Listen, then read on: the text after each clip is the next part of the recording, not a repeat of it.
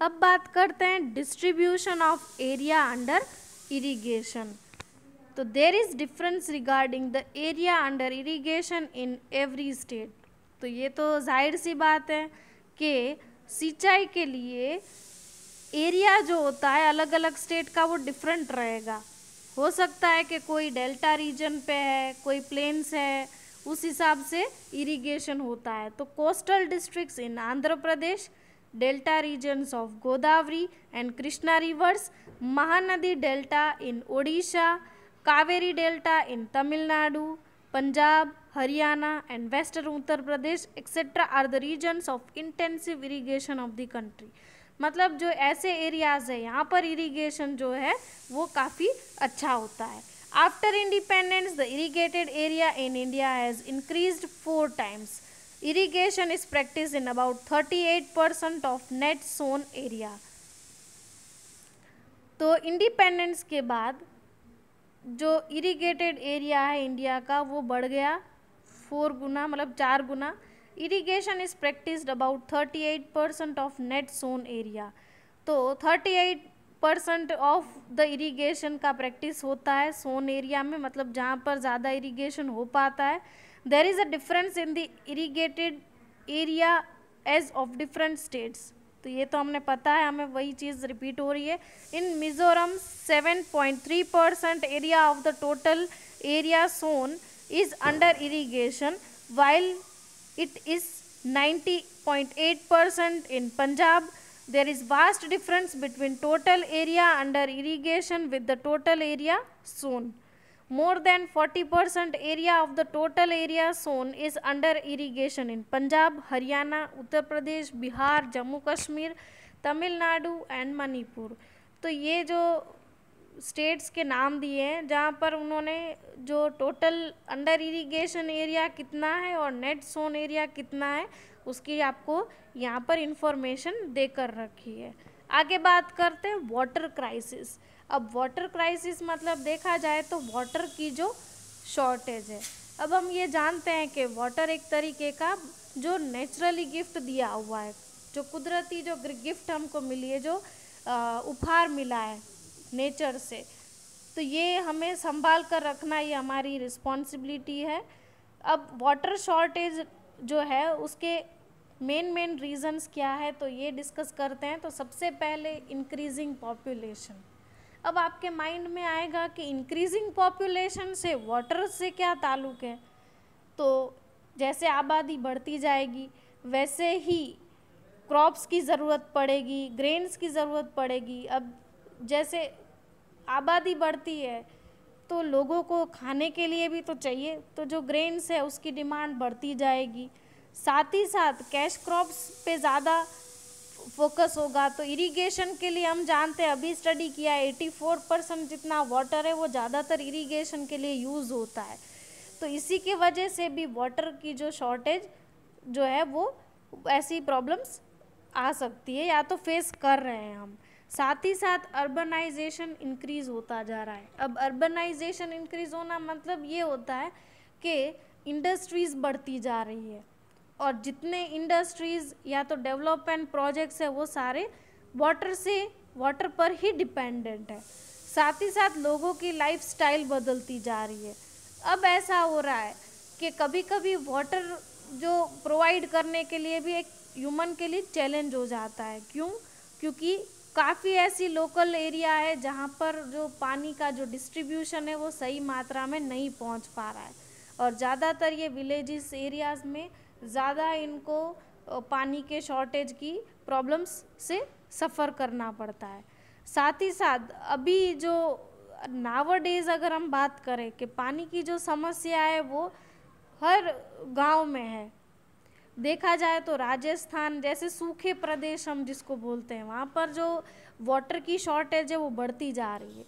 और साथ ही साथ वाटर अगर मान लो प्रोवाइड हो भी रहा है पर वाटर की जो क्वालिटी है वो भी कम होती जा रही है, मतलब जो क्वालिटी है वो बिगड़ती जा रही है।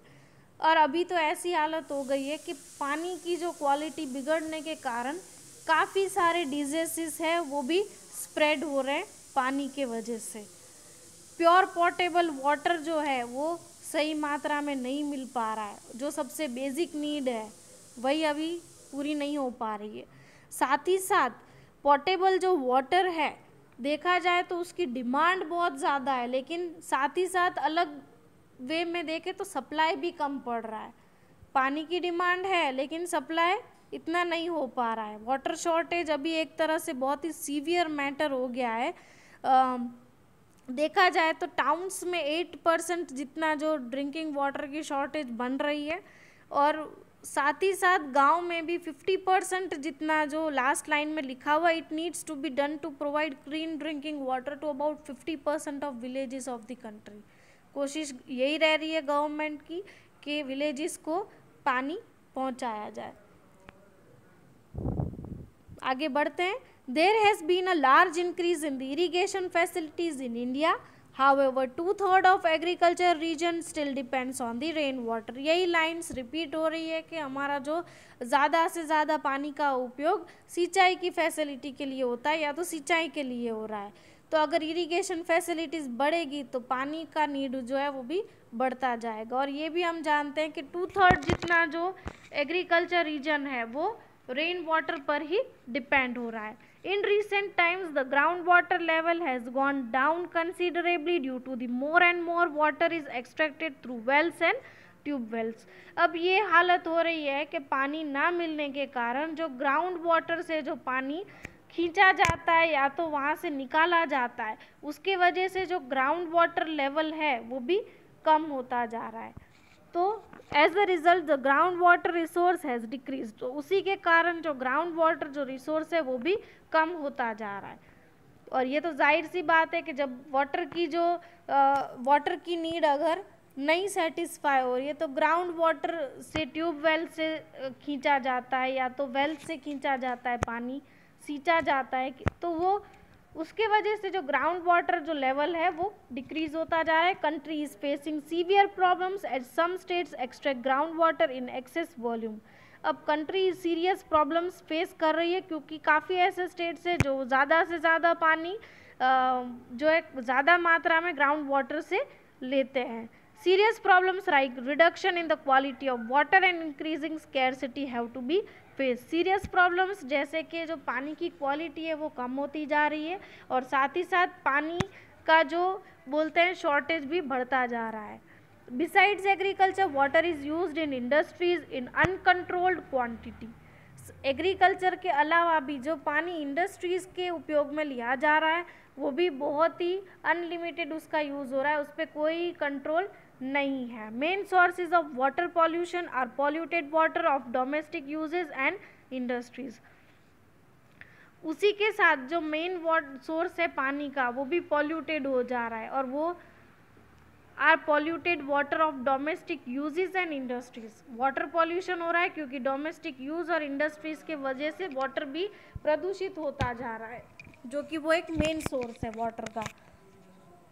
Management and conservation of water resources. We all know that the available water is in limited quantity. हमको पता है जो हमारे पास जो जल है वो जो हमारे पास है वो लिमिटेड क्वांटिटी में है। It's distribution is also unequal. जो उसका डिस्ट्रीब्यूशन है जो बांटा जा रहा है वो पानी वो भी अनइक्वल है। Along with their is a problem of water pollution. साथ ही साथ एक और प्रॉब्लम भी जुड़ गई है इसके साथ जो कि है water pollution. That is why it is necessary to use the water economically and to conserve the available water. तो ये हमारे लिए ज़रूरी बन जाता है कि हम के पानी को जुडिशियसली यूज़ करें। जहाँ पर पानी की ज़्यादा ज़रूरत लगती हो वहाँ पर हम पानी का यूज़ करें और उसको संभाल के रखें, एंड जो पानी हमारे पास अवेलेबल है उसको हम कंजर्व करके रखें। Water is such a resource which is directly associated with the entire living organisms. The remedies to conserve water are to be done at different stages. अब पानी एक ऐसा रिसोर्स है जो कि हमारे एंटायर जो लिविंग ऑर्गेनिजम्स है उससे एसोसिएटेड है डायरेक्टली, और इसका यही एक रेमेडी है कि पानी को कंजर्व करने के लिए अलग अलग स्टेजेस बनाए जाए। The maintenance of water resources is known as water conservation.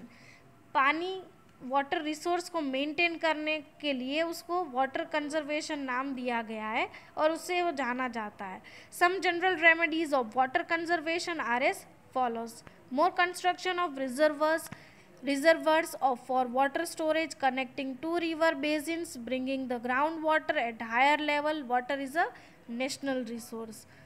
तो रेमेडी क्या है इसके लिए कि जो काफ़ी रिजर्वर्स बनाए जाए। रिजर्वर्स मतलब जहाँ पर हम ज़्यादा से ज़्यादा पानी स्टोर कर सके, जैसे लेक है, पोन्ड्स है, वेल्स है, वो ज़्यादा से ज़्यादा बनाया जाए ताकि हम पानी को हम स्टोर कर सके और पानी को हम कंजर्व कर सके।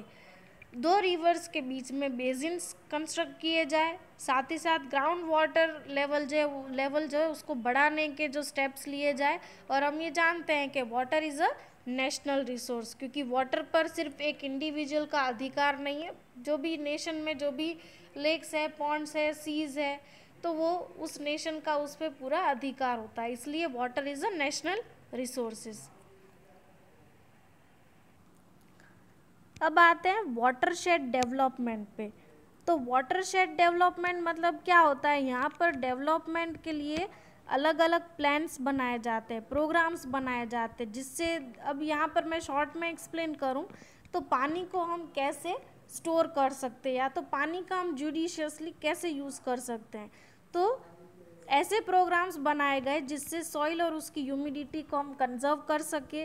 वाटर स्टोरेज के लिए हम रिजर्वर्स बना सके, वेल्स है, पॉन्ड्स है, लेक्स है, वो बनाए। फिर साथ ही साथ ट्री प्लांटेशन करें ताकि जो वाटर है वो, अब ट्री प्लांटेशन भी देखा जाए तो वाटरशेड डेवलपमेंट के अंदर का एक प्रोग्राम है जिससे हम पानी को प्रिजर्व कर सकते हैं, ग्राउंड वाटर जो लेवल है उसको बढ़ा सकते हैं, फॉरेस्टेशन करें, हॉर्टिकल्चर करें, पास्टर जो लैंड है उसको डेवलप करें। जैसे कि कोई बंजर ज़मीन है उसको डेवलप करने के लिए उस पर भी वर्कआउट करें। रिन्यूअल ऑफ कलेक्टिव रिसोर्स को रिन्यू करें। साथ ही साथ ये वाटरशेड डेवलपमेंट मतलब हम पानी को कहाँ कहाँ अच्छी जगह पर यूज़ करके पानी को हम कंजर्व कर सकें।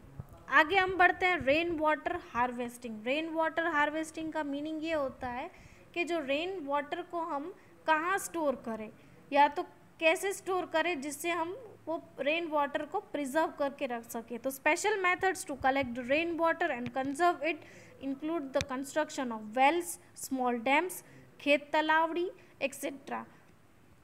तो काफ़ी स्पेशल मेथड्स है जिससे हम रेन वाटर को कलेक्ट कर सकते हैं, उसको हम संभाल के रख सकते हैं, कंजर्व कर सकते हैं। और वो हम कैसे कर सकते हैं? वेल्स का कंस्ट्रक्शन करें, स्मॉल डैम्स बनाए, खेत तालावड़ी जो फार्म के अंदर जो पॉन्ड्स होते हैं वो बनाए ताकि रेन वाटर उस पर हम संभाल के रख सकते हैं और वही पानी जो है वो इरिगेशन के यूज़ में ले सके। Water is conserve through these mediums. तो इसी मीडियम्स से हम पानी को संभाल के रख सकते हैं।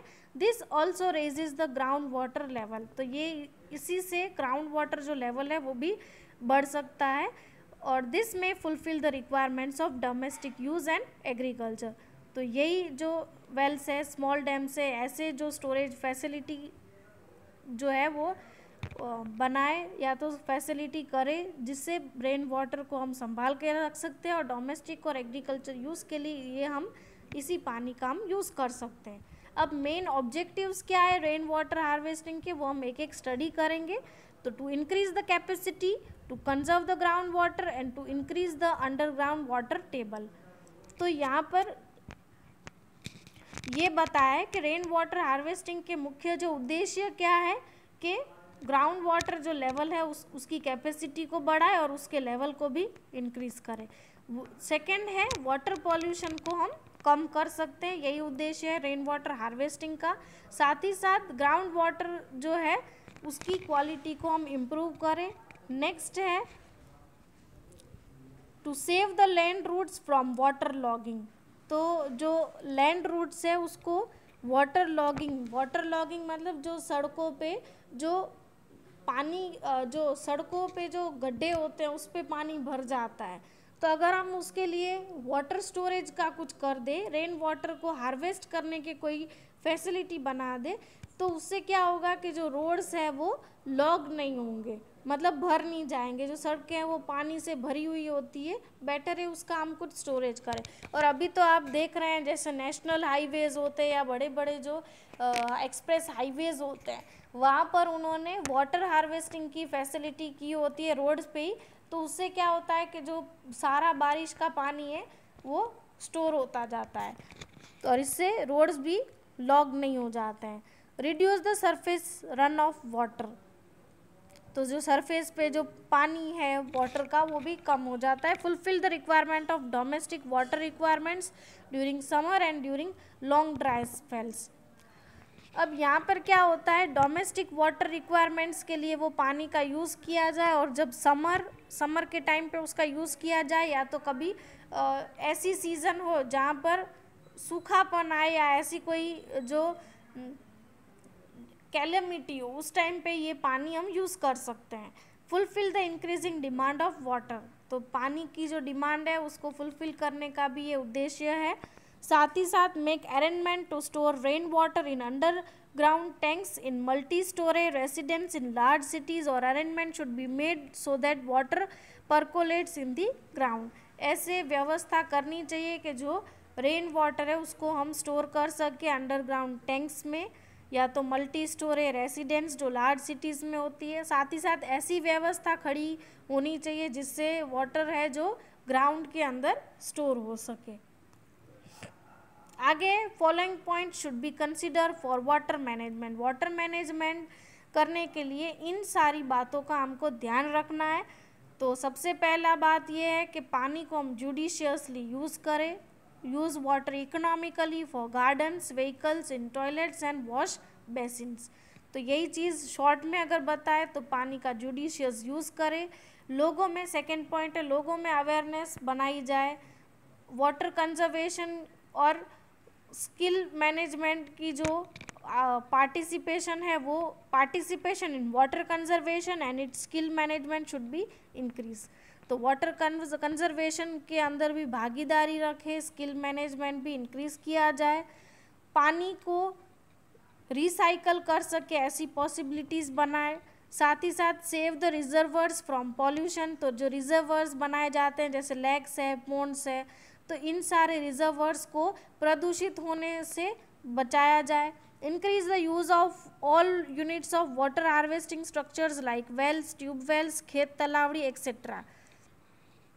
तो ये पानी का जो हार्वेस्टिंग है वो किया जाए वेल्स, ट्यूब वेल्स और खेत तलावड़ी के द्वारा। Keep a watch on those units which are using ground water. तो ऐसे यूनिट्स या तो ऐसी इंडस्ट्रीज़ या तो जो ऐसे बोला जा सकता है कि ऐसे यूनिट्स पे ध्यान रखा जाए जो ग्राउंड वाटर जो है उसका ज़्यादा यूज़ कर रहे हो। Prevent the deterioration of water storage units and repair the damage pipelines immediately to stop water pollution. तो वाटर स्टोरेज जो यूनिट्स है उसको प्रिवेंट किया जाए। साथ ही साथ जो पाइपलाइंस डैमेज हो जाती है उसको इमीडिएटली ठीक किया जाए, रिपेयर किया जाए, ताकि जो वाटर है वो प्रदूषित होने से हम उसको बचा सकते हैं या तो रोक सकते हैं। Uniform steps cannot be applied for every area. Local people should be included with their due cooperation for the development and management of water resources of any special region. तो यहाँ पर क्या होता है कि ये जिम्मेदारी सिर्फ एक गवर्नमेंट की नहीं रहती है, लोकल पीपल है उनको भी इसी में शामिल किया जाए। उनके सहकार के बिना हम पानी के रिसोर्सेज को डेवलप नहीं कर सकते हैं। तो सभी को एकत्रित होना पड़ेगा, सबका सहकार होगा, फिर ही ये चीज़ पॉसिबल है।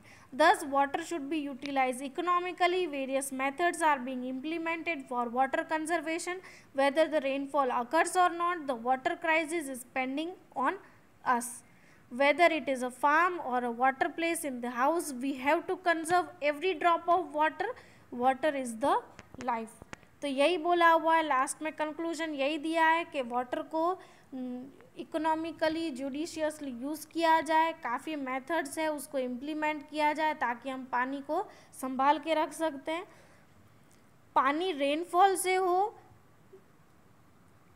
रेनफॉल आए या ना आए, बारिश गिरे ना गिरे, लेकिन पानी की शॉर्टेज है वो ना आए, उसका हमको ध्यान रखना है, वो हम पर ही डिपेंडेंट है। चाहे फिर वो फार्म हो या वाटर प्लेस जो हमारे घर का हो, ये हमारी जिम्मेदारी बनती है कि हम एक एक बूंद जो पानी की है उसको हम संभाल के रखें, और पानी ही, जल ही जीवन है। सो यही अच्छे थॉट के साथ मैं यही आपको बताना चाहती हूँ, यही जानकारी देना चाहती हूँ कि पानी को बचाएं, क्योंकि जल ही हमारा जीवन है।